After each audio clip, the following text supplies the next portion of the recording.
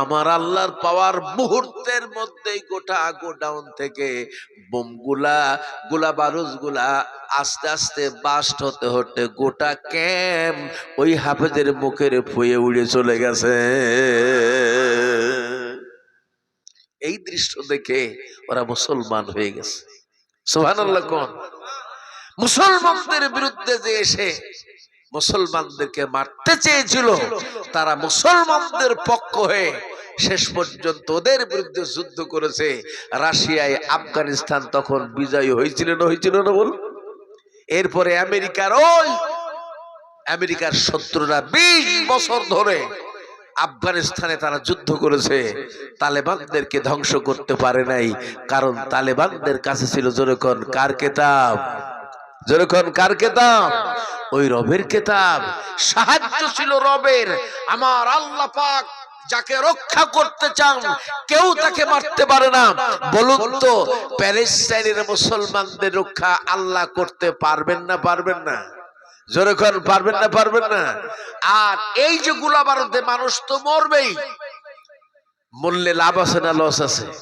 আল্লাহ রাব্বুল আলামিন বলেন ইন্নাল্লাহা আশতারা মিনাল মুমিনিনা আনফুসাহুম ওয়া আমওয়ালাহুম বিআন্না লাহুমুল জান্নাহ। মুমিনদের জান আর মাল আল্লাহ জান্নাতের বিনিময়ে খরিদ করে নিয়েছেন। জোরে বলেন সুবহানাল্লাহ, জোরে বলেন না সুবহানাল্লাহ। আফগানিস্তানের শিশুরা শাহাদাতের তামান্না পান করেছেন, নারীরা শাহাদাতের তামান্না পান করেছেন। বলুন না এমন মৃত্যু আমাদের সামনে আছে যেই মৃত্যুটা হওয়ার সাথে সাথে আল্লাহর জান্নাত লাভ করা যায়? আছে না? মরার সাথে সাথে আল্লাহর জান্নাত লাভ করা যায়। বলতে চাই, মনে করেন আমাদের দাদা হুজুর পীর কেবলা হযরত আবু বকর সিদ্দিক রাহমাতুল্লাহ আলাইহি ফুরফুরা জমিনে ঘুমিয়ে আছেন। বলেন এখন তিনি জান্নাতে চলে গেছেন, এই কথা বলতে পারবেন? জোরে কোন পারবেন? পারবেন। আল্লামা হিন্দ রুহুল আমিন রাহমাতুল্লাহ আলাইহি বাংলা বিহার দিনের দায়ী হিসাবে কাজ করে গেছেন, উনি মৃত্যুবরণ করেছেন। বলতে পারবেন উনি জান্নাতে চলে গেছেন? বলতে পারবেন? এই গ্যারান্টি দিতে পারবেন? হ্যাঁ, সবাই জান্নাতি, সবাই আল্লাহর প্রিয় মাহবুব বান্দা, সবাই আল্লাহর জান্নাতে যাবেন। কিন্তু তার একটা পিরিয়ড আছে, সময় আছে, সেই পিরিয়ডের পরেই আল্লাহ পাক তাদের জান্নাতে দেবেন। আর এখন জান্নাতের নিয়ামতে পরিপূর্ণ ভরপুর হয়ে আছে। জোরে বলেন সুবহানাল্লাহ। তাদের কবরটা আল্লাহ জান্নাতের কবর বানিয়ে দিয়েছেন, সেখানে তারা জান্নাতের নিয়ামত ভোগ করছে। কিন্তু শহীদ মরতে দেরি হবে। তাহাতা সয়ুফ, তরবারির তলাই হলো জান্নাত। তার মানে শহীদ হওয়ার সাথে সাথেই সেই ব্যক্তি আল্লাহর ডাইরেক্ট জান্নাতে পৌঁছায় যাবে। একবার জোরে করে আল্লাহু আকবার, আল্লাহু আকবার, আল্লাহু আকবার। এই জন্য আল্লাহর ওলি কামেলা, আল্লাহর মুহাক্কিক বান্দারা, দ্বীনের মুজাহিদেরা শাহাদাতের মরণ কামনা করেন। জোরে করেন সুবহানাল্লাহ। আল্লাহর পয়গম্বর আমার আপনার নবী বিশ্ব নবী মুহাম্মদ রাসূলুল্লাহ সাল্লাল্লাহু আলাইহি ওয়াসাল্লাম শহীদ হয়েছেন। জোরে বলেন না সুবহানাল্লাহ। এই ইতিহাস কি জানা আছে? না আজ আর বলবো না, থাক। ভাইরা আমার, আল্লাহর নবী আমার আপনার নবী ইনিও শাহাদাতের তামান্না পান করেছেন। সুবহানাল্লাহি বিহামদি। বন্ধুরা আমার, শাহাদাতের মর্যাদা দরকার। আর এই শাহাদাতের মর্যাদা তারাই লাভ করবে যারাই আল্লাহর কোরআন গ্রহণ করবে, আল্লাহকে রব বলে স্বীকার করবে, আল্লাহর রুবুবিয়াতকে জমিনে প্রতিষ্ঠিত করতে যাবে। তাদেরকেই শাহাদাতের তামান্না পান করার দরকার হবে না হবে না?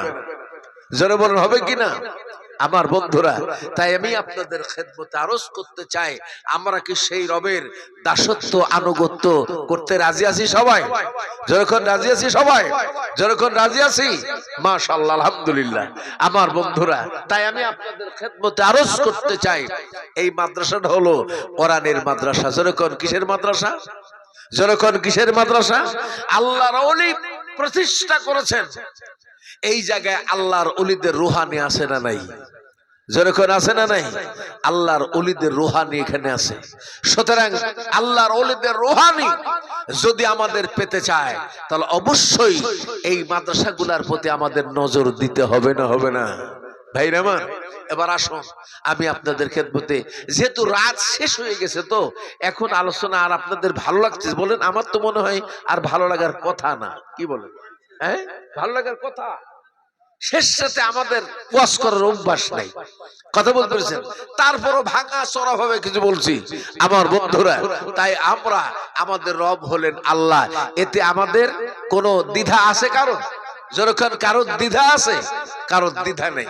ও ভাই, যেই রব আমাদেরকে এই দুনিয়ায় পাঠালেন, যেই রব চাঁদের আলো দিলেন, সূর্যের আলো দিলেন, ভাইরা আমার, যেই রব আমাদের জন্য আল্লাহর কোরআন পাঠালেন আমাদের কল্যাণের জন্য, মুক্তির জন্য, এখন আমার প্রশ্ন হলো, এই কোরআনের মধ্যে আল্লাহ পাকের একটা সীমা রেখা আছে, একটা গণ্ডি আছে, তোমরা এইটা করবে আর এইটা করবে না।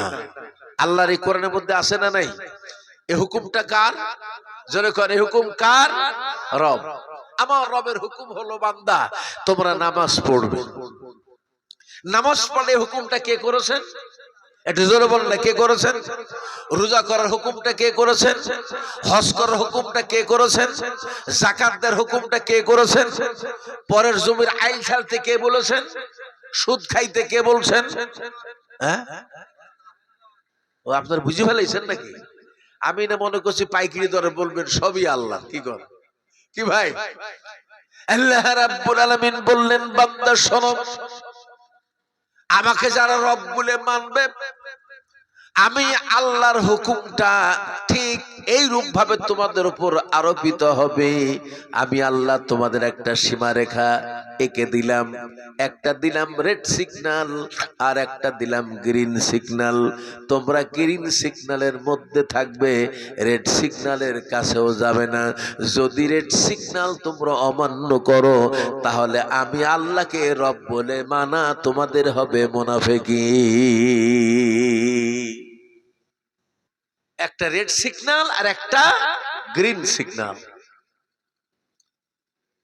গ্রিন সিগন্যালের মধ্যে আছে নামাজ, গ্রিন সিগন্যালের মধ্যে আছে রোজা, গ্রিন সিগন্যালের মধ্যে আছে হজ, গ্রিন সিগন্যালের মধ্যে আছে যাকাত, গ্রিন সিগন্যালের মধ্যে আছে পর্দা ফুসিদা, গ্রিন সিগন্যালের মধ্যে আছে সৎ কাজের আদেশ, গ্রিন সিগন্যালের মধ্যে আছে অসৎ কাজে বাধা।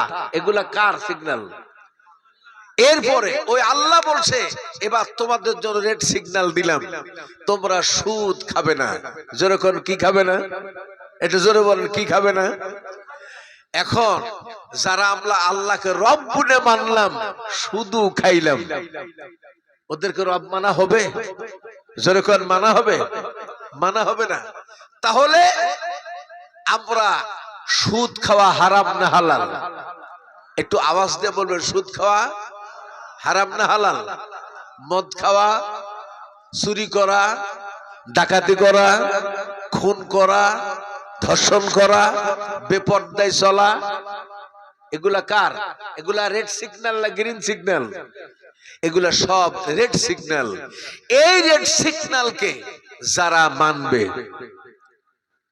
গ্রিন সিগন্যালের মধ্যে যারা কাজ করবে, আল্লাহ বলবেন এরাই আমার আব্দ, এরাই আমার গোলাম, এরাই আমার দাস, আর এদের জন্য আমি বানাইছি জান্নাত। জোরে কোন সুবহানাল্লাহ। আমার বন্ধুরা, আর যারা এই সীমাকে লঙ্ঘন করবে, আল্লাহ পাক বলছেন তোমরা শত চেষ্টা করেও আমি আল্লাহর গোলামি সঠিক করলে না, আমার হুকুম তোমরা মানলে না, তোমাদের জায়গা দুনিয়ায় যে কোনো জায়গা হতে পারে, দুনিয়ায় তোমরা সুখে শান্তিতে থাকতে পারো, তোমাদের মরতে দেরি হবে, জাহান্নাম পাইতে তোমাদের দেরি হবে না। আচ্ছা বলেন তো দেখি, আল্লাহকে আমরা মানলাম অথবা আল্লাহকে মানলাম না? দুই প্রকারের মানুষই এই পৃথিবীতে আছে। এতক্ষণ যাদের নাম করলাম, ইহুদি বলেন, নাসারা বলেন, খ্রিস্টান বলেন, মুশরিক বলেন, মুরতাদ বলেন, যার যারই নাম করেন। আচ্ছা আপনারা বলেন তো দেখি, আল্লাহকে মানবে যারা অথবা মানবে না যারা, এই উভয় ব্যক্তিকে বলুন তো দেখি, তাদের মৃত্যু হবে না হবে না? কি ভাই, হবে কিনা? মৃত্যু হবে কিনা? একটা কথা মনে পড়ে গেল, আল্লাহর পয়গম্বর হযরত সুলাইমান আলাইহিস সালাম দরবারে বসা আছেন। এমন সময় ওনার এক খাদেম, অতীব আপনজন, উনি পাশে বসা। ওই সময় আল্লাহর দূত আজরাইল ফেরেশতা হাজির হলেন, ভেতরে প্রবেশ করলেন। যাওয়ার পরে ওই দিকে খুব কড়া নজরে তাকিয়ে আছেন। হ্যাঁ ভাইরা, আল্লাহর বান্দা দেখতে পেলেন, কোনো কথা নাই, কোনো বার্তা নাই। ওই ব্যক্তির দিকে একটা না এক নজরে, গরম নজরে তাকিয়ে আছেন। তারপরে কিছুক্ষণ পর একটু আড়াল হওয়ার পরে দেখতে পেলেন আর আজরাইল আলাইহিস সালামকে দেখা গেল না। এবার লোকটি প্রশ্ন করলেন, আল্লাহর পয়গম্বর আজরাইল, আল্লাহর পয়গম্বর, আপনার কাছে একটা লোক প্রবেশ করলো এবং আমার দিকে এমন কঠিন ভাবে তাকায়া থাকলো, আমি বুঝতে পারলাম না। এই লোকটা আমার দিকে নজর করার দ্বারা আমি বুঝতে পারলাম আমার উপরে তার প্রচন্ড রাগ। বলুন তো আল্লাহর নবী, ওই মানুষটারে আপনি চেনেন নাকি? আল্লাহর পয়গম্বর বললেন, হ্যাঁ, উনি হলেন মালাকুল মউত আজরাইল আলাইহিস সালাম। সাথে সাথে তার জবাব দিলেন, আমার ভয় হয়ে গেছে আল্লাহর পয়গম্বর, নিঃসন্দেহে আজরাইল মনে হয় আমার জানটা কবজ করবে। আমার ভেতরে প্রচন্ড ভয় অনুভব হচ্ছে। আমি আজরাইলের হাত থেকে বাঁচতে চাই, আর আজরাইল হাত থেকে বাঁচার জন্য আমাকে আপনার একটা উপকার করা লাগবে।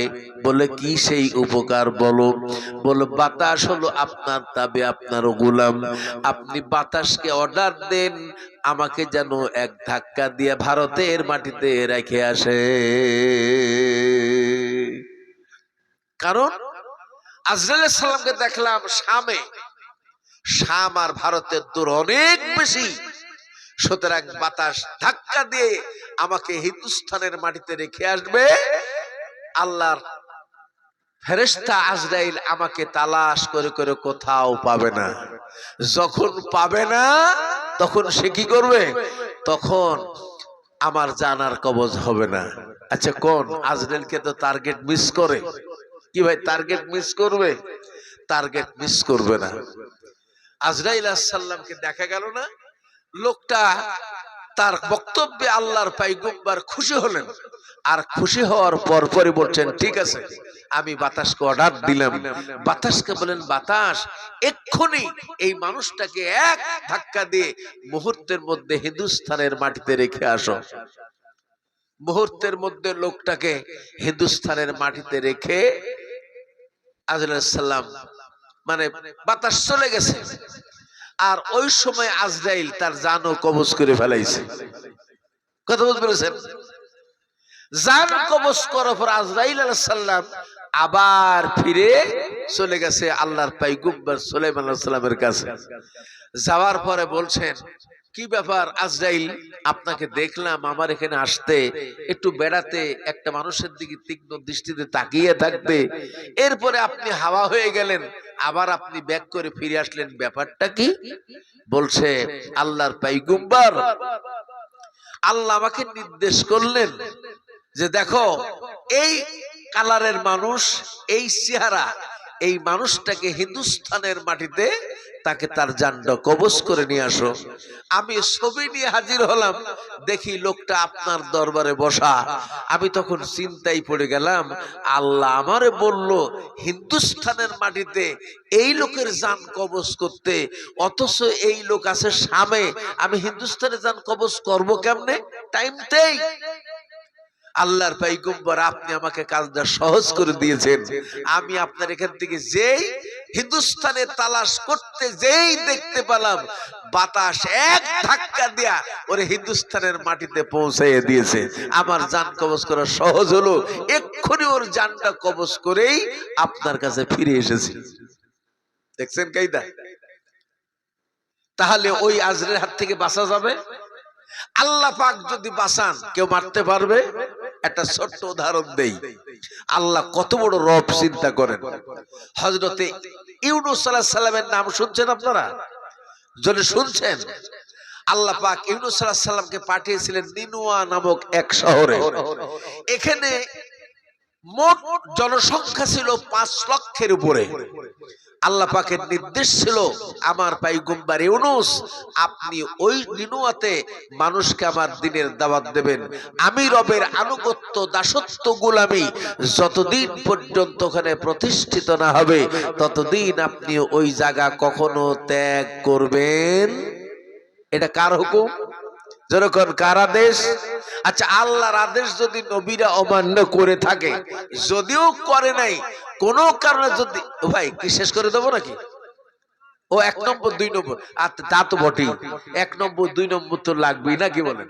তবে হ্যাঁ, যারা এতক্ষণ ঘুমাইছেন আপনারা ভাববেন না, আল্লামা হুজুর কেবলা এখন আছেন, আলা হযরত পীর সাহেব কেবলা আল্লাহর ওলির আওলাদ দেখেন অপেক্ষা করছেন, উনি আপনাদের মাঝে আসবেন, আপনাদের সামনে কথা বলবেন। তবে হ্যাঁ, উনি আসার আগ দিয়ে এই ঘটনাটা আল্লাহ কেমন রব, মানে কি বলবো, রাত বেশি হওয়ার কারণে আমি মানে একটা লাইন ধরতে পারতেছি না, কত বলবেন ভয় পাচ্ছি, থাকবেন না থাকবেন এরকম ভয় পাচ্ছি, যার কারণে খাপছাড়া ধরতেছি।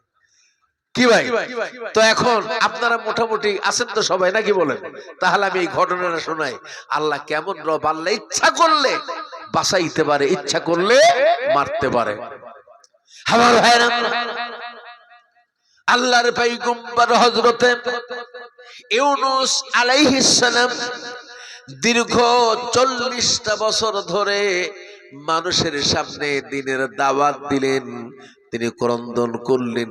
সমাজের মানুষগুলি আল্লাহর পয়গম্বর ইউনূসকে শুধু মার দিলেন, রক্তপাত ঘটালেন। আল্লাহ নবী কাঁদতে কাঁদতে তার জীবনটা শেষ প্রায়। নবী ইউনূস আর সহ্য করতে পারলেন না, ধৈর্যের বাঁধ কেটে গেল।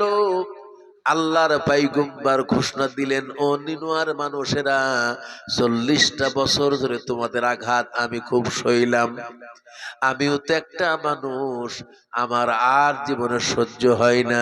তবে শুনে রেখে দাও, তোমাদের সমাজে আসার আগে আমার আল্লাহ পাক বলেছিলেন, যদি নিনুয়ার মানুষ তোমার দিন গ্রহণ না করে, আমি আল্লাহকে যদি রব বলে স্বীকার না করে, আমার আনুগত্য, দাসত্ব, আমার হুকুম যদি জমিনে কায়েম না হয়, তাহলে তুমি তাদেরকে সতর্ক সংকেত দিও, 3 দিনের মধ্যে আমার গজব দিয়ে তাদের ধ্বংস করে দেব। সুতরাং আমি আল্লাহর পয়গম্বর ইউনূস আলাইহিস সালাম তোমাদের সতর্ক সংকেত দিলাম, তোমরা 40টা বছর ধরে যখন আল্লাহকে রব বলে স্বীকার করলে না, তোমরা শুনে রাখো, আগামী 3 দিনের মধ্যে আসমানে প্রচন্ড ভয়াবহ মেঘ হবে, গর্জন হবে, আল্লাহর গজব নাজিল হবে। আর ওই গজবে তোমরা সমস্ত মানুষগুলা মুহূর্তের মধ্যে আদ সামুদ জাতির মধ্যে মতো তোমরাও ধ্বংস হয়ে যাবে।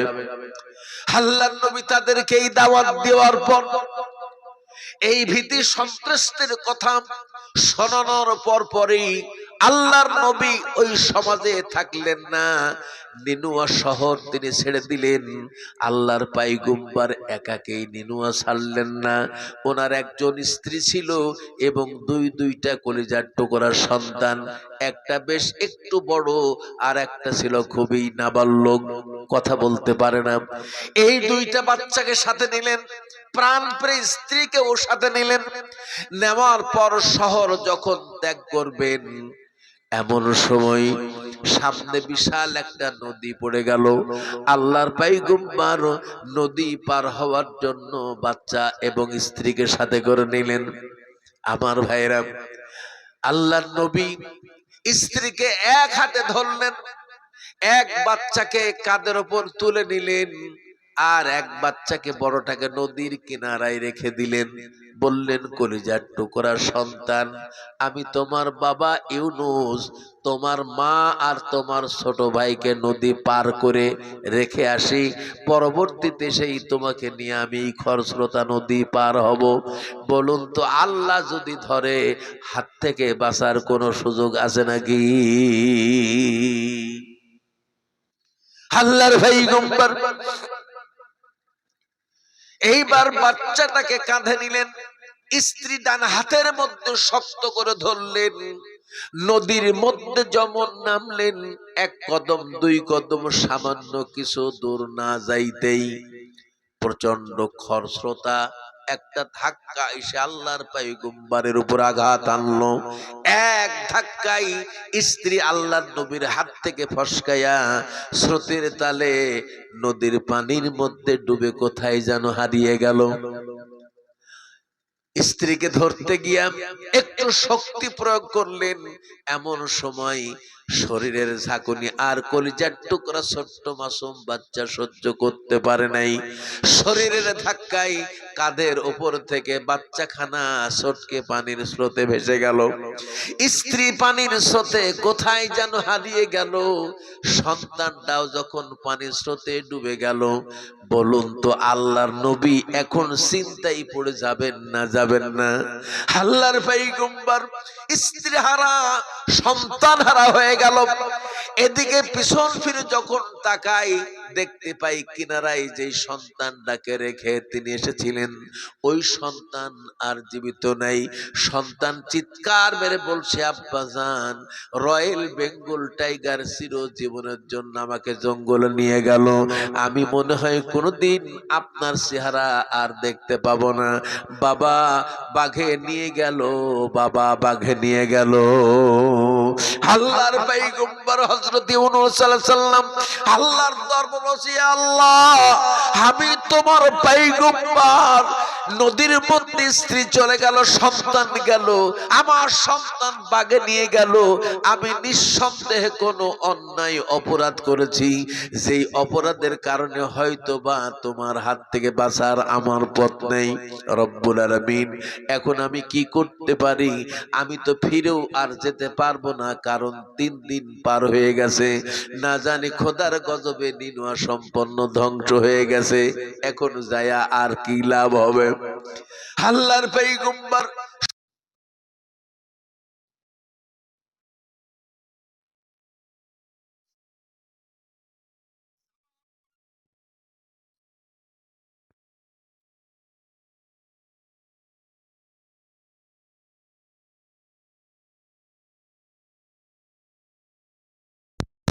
ঘটনা আছে, কোরআনের হুবহু ঘটনা। আল্লাহর পয়গম্বর জাহাজের মধ্যে যখন উঠলো, জাহাজটাও ছেড়ে দিল। আল্লাহ পাক যদি ধরে, আল্লাহর হাত থেকে বাঁচার পথ নাই। জাহাজটা নদীর কিছু দূর সাগরের মধ্যে নেমে গিয়া জাহাজটা এরকম করতে শুরু করেছে, আর বড় বড় মাছের ধাক্কা আরম্ভ হয়ে গেছে। অল্প সময়ের মধ্যেই যেন জাহাজটা চিরজীবনের জন্য পানির মধ্যে নিমজ্জিত হয়ে যাবে। এমত অবস্থায় ভাইরা আমার, ওই জাহাজের মধ্যে আল্লাহর জবরদস্ত একজন ওলি ছিলেন, যেমন আপনাদের এই ভারতবর্ষের বুকে শ্রেষ্ঠ দিয়ে কামিল আল্লামা আমার ভাইরা, আল্লাহ দাদা হুজুর পীর কেবলা হযরত আবু বকর সিদ্দিক রাহমাতুল্লাহ আলাইহি এই ভারতের মাঠে আলোকিত করে পুরো পুরান জমিনে ঘুমিয়ে আছে। আল্লাহর ওলিকে আল্লাহ এত বড় ইলম দান করেছিলেন, এত বড় জ্ঞান দান করেছিলেন। আল্লাহর কুতুবকে আল্লাহ পাক এমন সম্মান ইজ্জত ভূষিত করেছিলেন। বাংলার জমিনের মাটিতে বসে উনি বক্তৃতা করছেন, এমন সময় একজন লোক সাইড থেকে দাঁড়ায় একটা মাসলা জিজ্ঞাসা করেছে। আল্লাহর ওলি তখন বললেন, বাবারে, তোমরা সবাই একটু কলমা পড়ো, লা ইলাহা ইল্লাল্লাহ, লা ইলাহা ইল্লাল্লাহ, লা ইলাহা ইল্লাল্লাহ মুহাম্মাদুর রাসূলুল্লাহ। সামান্য 5 মিনিট পরেই